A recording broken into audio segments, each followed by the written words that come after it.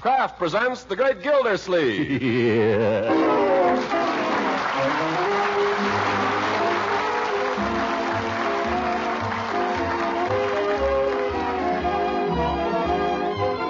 Kraft Cheese Company will also bring you the Kraft Music Hall every Thursday night. Present each week at this time Harold Perry as The Great Gildersleeve, written by John Wheaton and Sam Moore. We'll hear from The Great Gildersleeve in just a moment. When it's baking time in the kitchen and those tempting smells of crusty brown bread and rolls start filtering through the house, just think how swell they'll taste. Fresh and piping hot with delicious Parquet margarine spread on them for the crowning touch of flavor.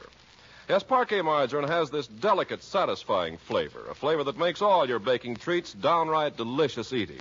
Parquet is a favorite spread for bread, hot toast, and rolls, for pancakes and waffles, too, in millions of American homes. It's a fine energy food as well, one of the very best you can serve a hard-working, hungry family. And there's one other important reason why so many mothers serve Parquet often. Every pound of Parquet margarine, winter and summer and all through the year, contains 9,000 units of important vitamin A. So for delicious flavor and nourishing goodness, serve Parquet often in your home. Tomorrow, ask your dealer for Parquet. That's Parkay. Parquet margarine made by Kraft.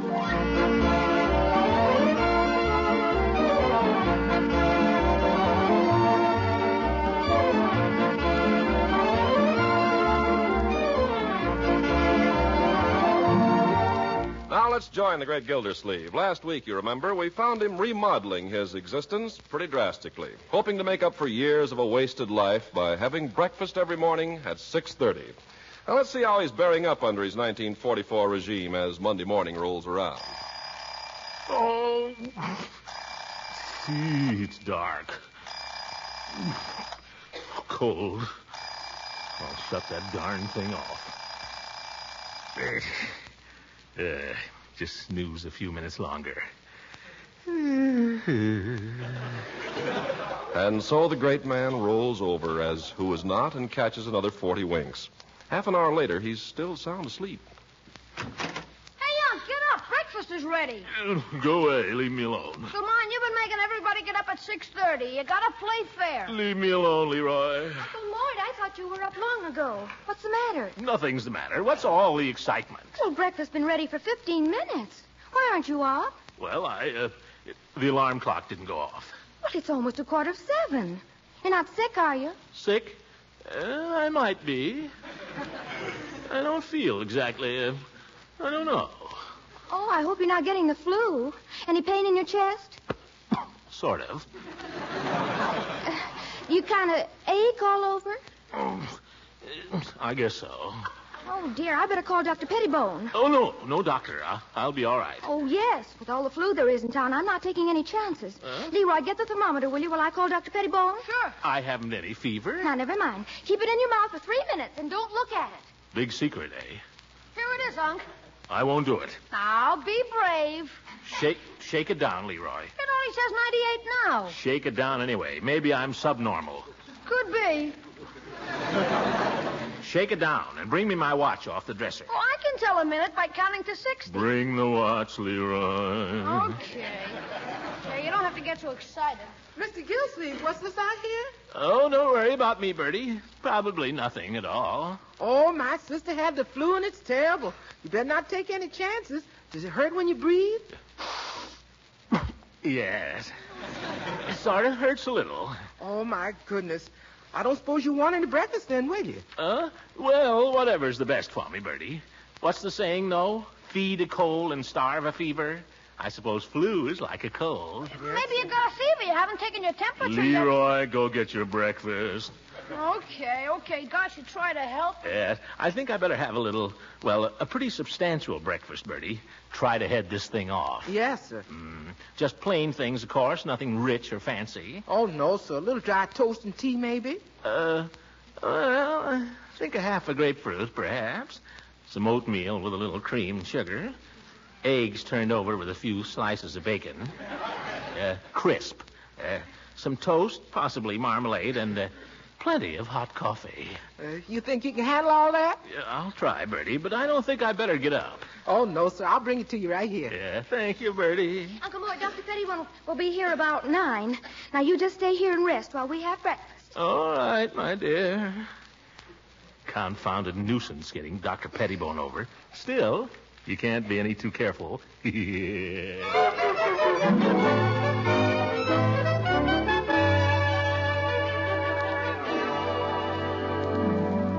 Throckmorton, do you feel strong enough to see a visitor? Oh, hello, Leela.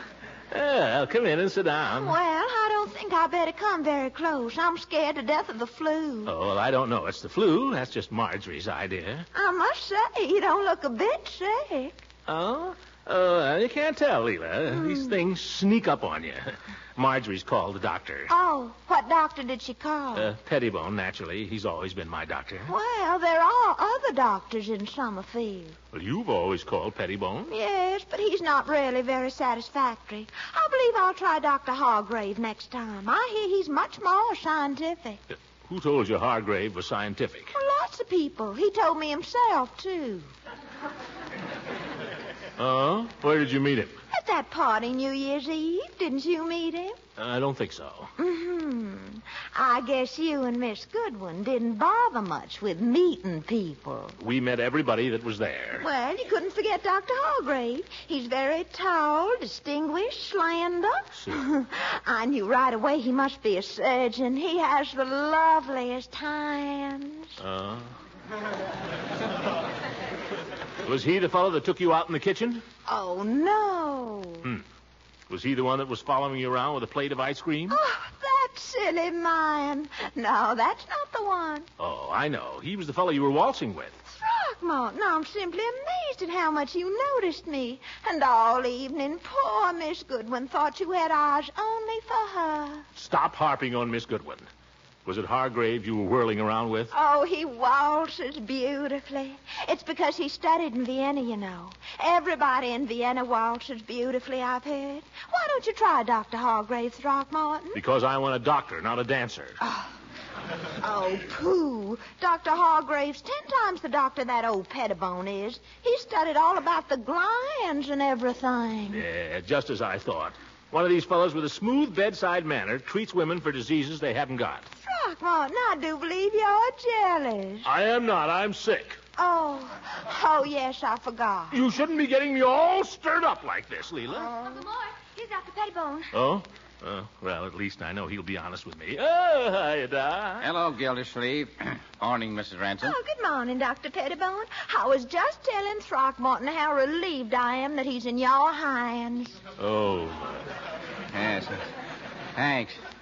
Well, what's the matter with you, Gildersleeve? Well, he's been complaining of pain in the chest and general aches all over. It sounds like flu. Uh-huh. Well, we'll soon see. Unbutton your nightshirt. Well, I guess we'd better go, Marjorie. See you later, Throckmorton. Yes, well, if you're sick, I'm no doctor. Stick out your tongue. Biggest tongue I ever saw on a human. I always did say so and always will. Take a deep breath. I didn't get you up here to insult my physique. Come on. Hurry up. I've got really sick people to take care of. By George, Take a breath. What'd you have for breakfast? Just a light breakfast, hardly anything. Now, you might as well give me the facts. I'll check with Bertie anyhow when I go downstairs. Now, listen here, Pettibone. There's such a thing as medical ethics, whether you've ever heard of them or not. I don't mind your being old-fashioned and ignorant, but when you go snooping around my house, well, you just watch out, that's all. Now, don't holler at me. It's bad for your blood pressure. There's nothing the matter with my blood pressure. There's nothing the matter with you, period. Get up and put on your clothes and go to work. You haven't examined me. Yes, well, I don't have to. I've seen you before when you didn't feel like going to the office. Are you suggesting I'm faking? I am. That settles it. I'm going to send for a doctor. Well, go ahead. I'm busy. I got plenty to do. No, you don't. You'll stick around and learn something. That's all right with me at my usual rates. Marjorie, call Dr. Hargrave.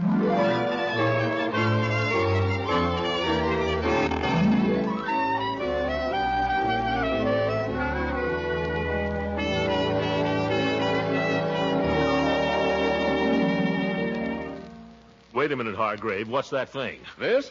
Just a pharyngeal speculum. What are you going to do with it? Inspect the pharyngeal passages, look for signs of cystosis, chelamoid formations, that sort of thing. You agree it's a wise precaution, Dr. Pettibone? Very sensible, Dr. Hargrave. Will it hurt? No, just lie quiet. It won't take a moment.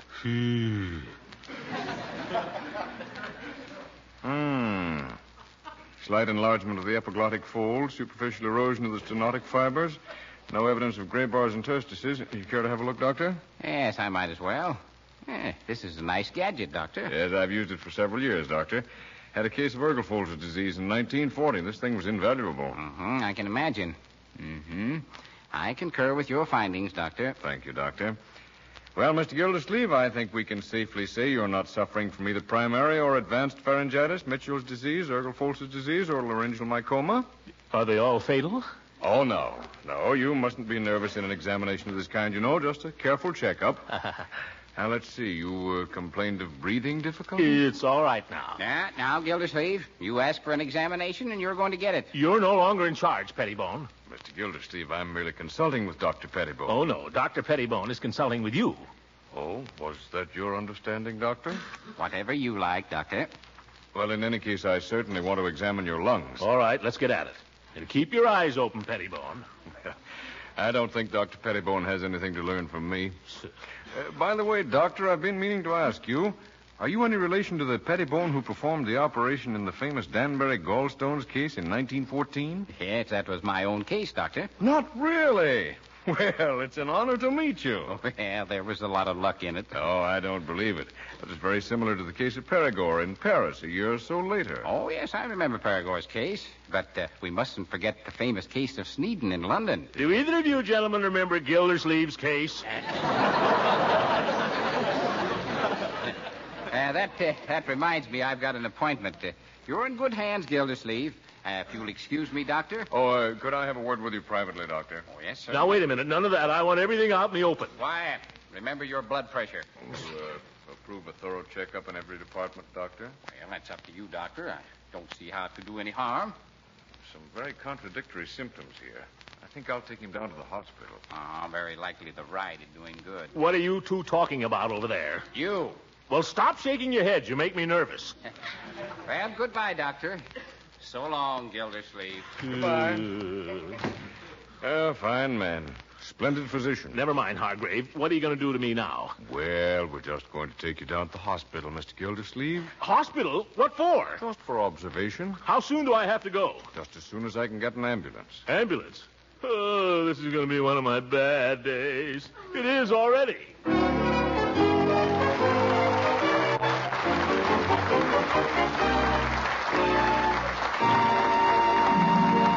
Greg Gildersleeve will be with us again in just a moment. In leafing through your favorite home magazines, undoubtedly you've noticed all the attention that homemaking authorities have been giving to margarine. Well, in a recent issue, I ran across some sound advice. It said, give the package label a once-over to be sure the margarine you buy is fortified with protective vitamin A. Now, that's important, of course, because vitamin A is an essential of good nutrition. The Kraft Cheese Company, maker of Parquet margarine, was early to recognize this important fact. And ever since Parquet was first introduced, this delicious quality spread for bread has been fortified with vitamin A. In fact, every single pound of Parquet you buy today contains no less than 9,000 units of important vitamin A. On the Parquet label, too, you'll read that quality vegetable oil is the principal ingredient of Parquet margarine. It's this vegetable oil that makes Parquet one of the best energy foods you can serve. So when you buy margarine, be sure it's Parquet. P-A-R-K-A-Y. Parquet margarine, made by Kraft.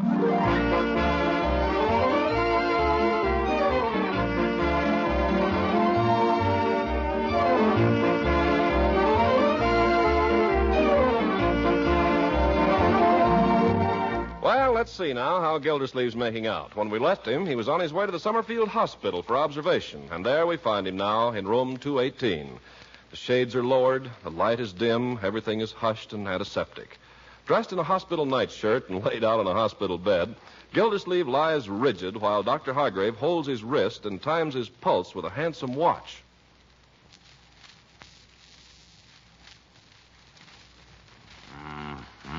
What is it, Doctor? Well, it doesn't mean anything necessarily. What are you going to do now? What are you writing? Just making a few notes here on your chart. What does it say? Can I see it? Oh, I hardly think you'd understand it.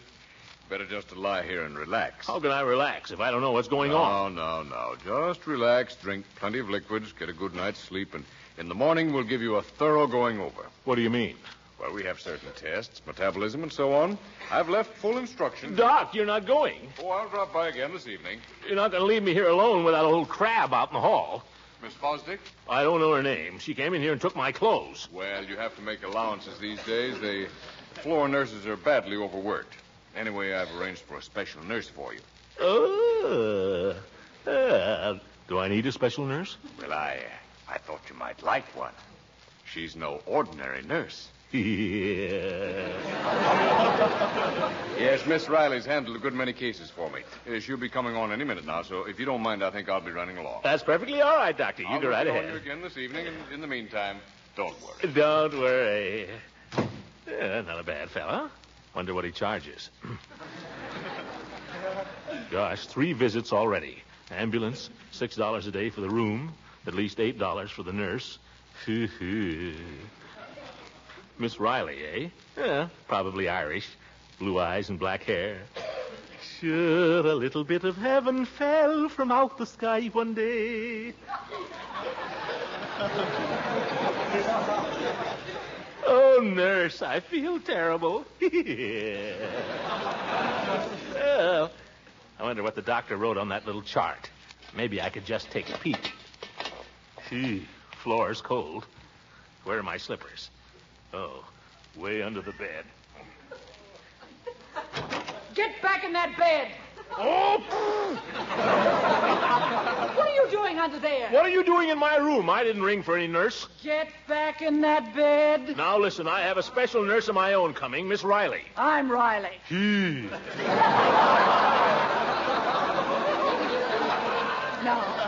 Now get into that bed before I throw you in, and don't think I couldn't do it. I won't argue with you there, sister. You see that? All muscle, not a bit of fat. Which is more than you can say. Now, you be a good boy and behave yourself, or you're going to hear from me. Yes, ma'am. You do just as you're told, and we'll get along fine. The better you know me, the better you'll like me. They all do. Why, the last patient I had gave me a fitted suitcase. Not that I'm going anywhere. Gosh, who's dying? Let's have a little daylight in here. Hey! Well, shut your eyes. You'll get used to it. Where'd the flowers come from? Friend of mine. They smell. I'll give them to the little girl down the hall. Here, put this in your mouth. I've already had my temperature taken. Put it in your mouth. All right. Keep it under your tongue. Don't talk. How do you like my charm bracelet? My boyfriend gave me that for Christmas. Ever see one like that? Yeah. Don't talk. You know, you don't look like any invalid to me. How long you been in here? Keep your mouth shut. Well, I see they haven't been starving you anyway. Been putting on a little there lately, haven't you? Well, I guess that's long enough. Here. Oh, you haven't got any temperature anyway. Or have you? What is it? What does it say? Don't be nosy now. Tell me, have I got a fever? I think you'll pull out of it. What are you writing? Just putting it down on your chart. Let me see it. Oh, no, you don't. Where are you going now? Just down the hall. What for? To make little boys ask questions. Oh, by George, I am sick. She's going to call the doctor. If I just knew what was on that chart. Well, one little peek wouldn't do any harm. And don't let me catch you getting out of bed. Oh!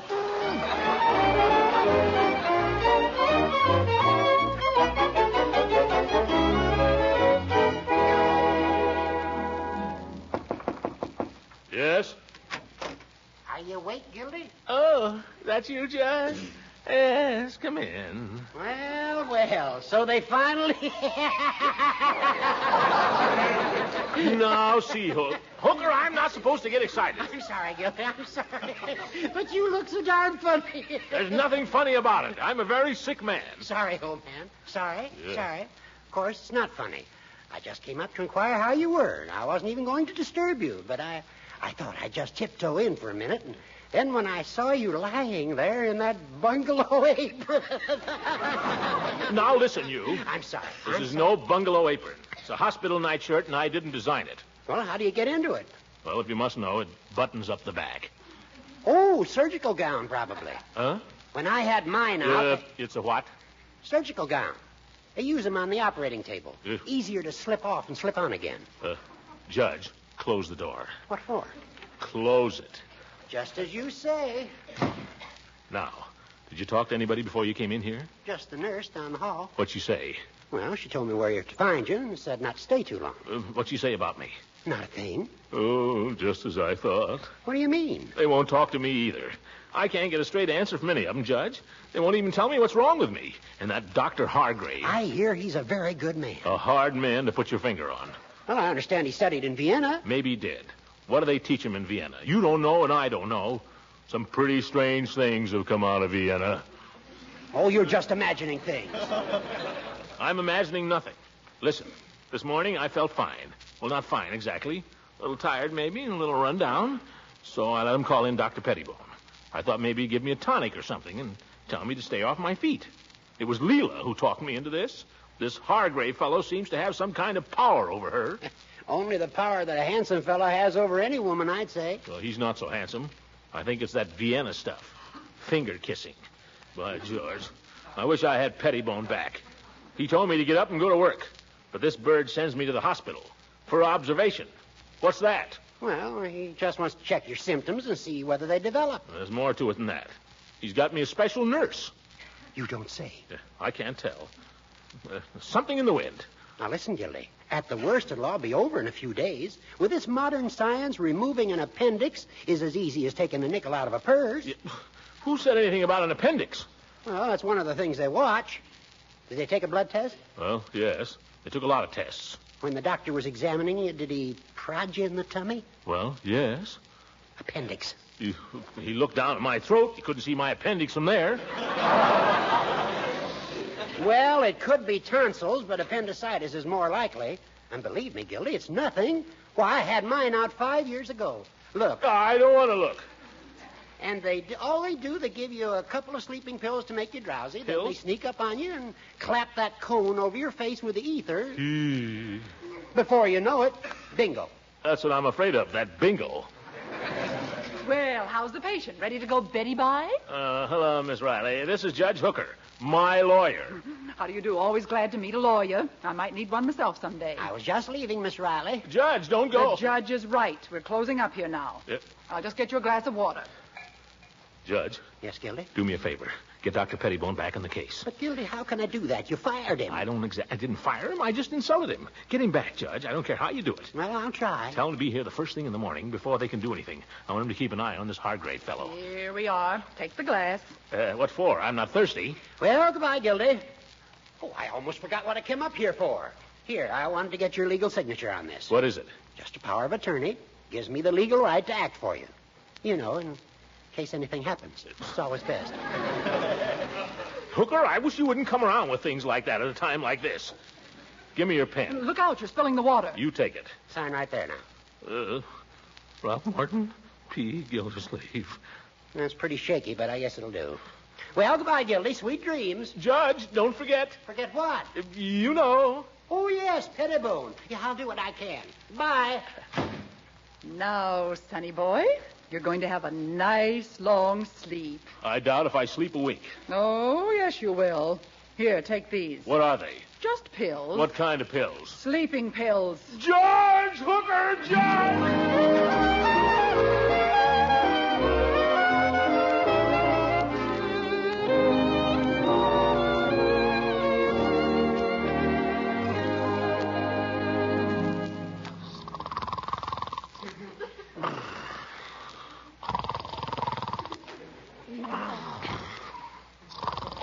Come on, sonny boy, wake up.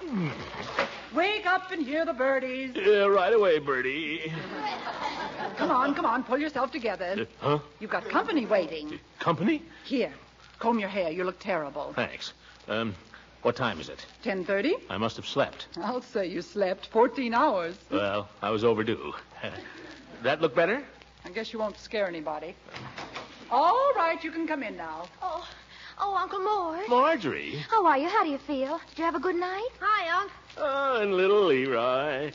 Leroy, why aren't you in school? He insisted on coming. I was worried about you, Unc. I had to know how you were. Well, that's very touching, my boy. If true. Bertie, it's all right. You can come in. Bertie, too? What is this? Oh, Mr. Gildersleeve, to see you lying there like that. I've been praying for you every minute. If anything was to happen to you, I just don't know what I'd do. Now, careful, Bertie. Remember what the doctor said. What did the doctor say? Nothing, Uncle Mort. Listen, what's this all about? What's everybody gathering here for? Who sent for you? Nobody. I don't believe it. I know. It's the crisis. You don't have to fool me. I can take it. Where's the doctor? Doctor! Now, calm down, Uncle Mort. Dr. Hargrave is right across the hall. He'll be in a minute. I know. They're coming for me with that thing. What thing? They sneak up and clap it over your face. Leroy, I've always been a good uncle to you, haven't I? Sure, you've been okay. You've been swell. You wouldn't keep anything from me now, would you? Not me. What did the doctor say, Leroy? What'd he say? Didn't say a thing. You too.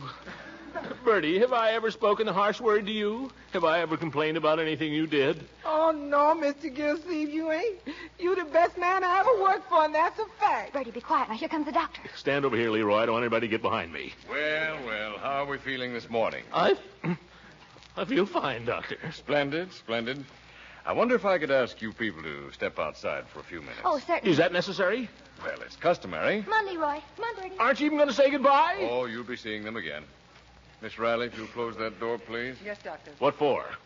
Now, wait a minute. Before you start doing anything, Dr. Pettibone was supposed to be coming down here. I sent for him. I've already had the benefit of the doctor's excellent advice. You mean he's been here? We just conferred across the hall.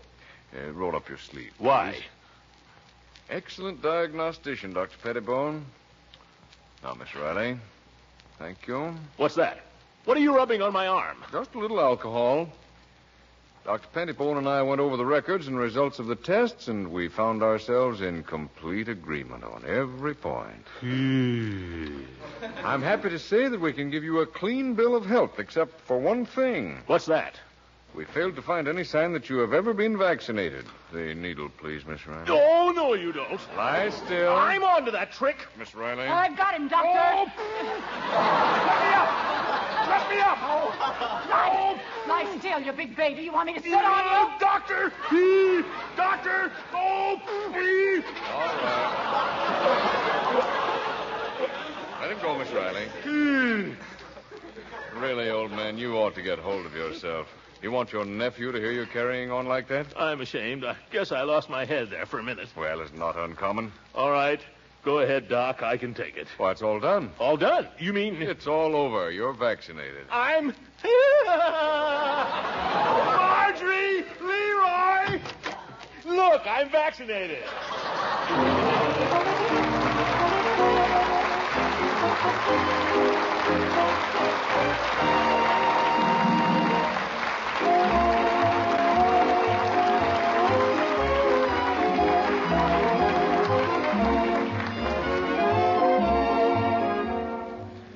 Well, I guess I'll be paying doctor bills for months, but I was lucky I didn't have the flu.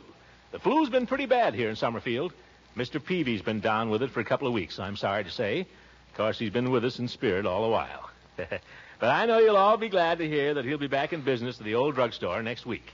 Good night, everybody.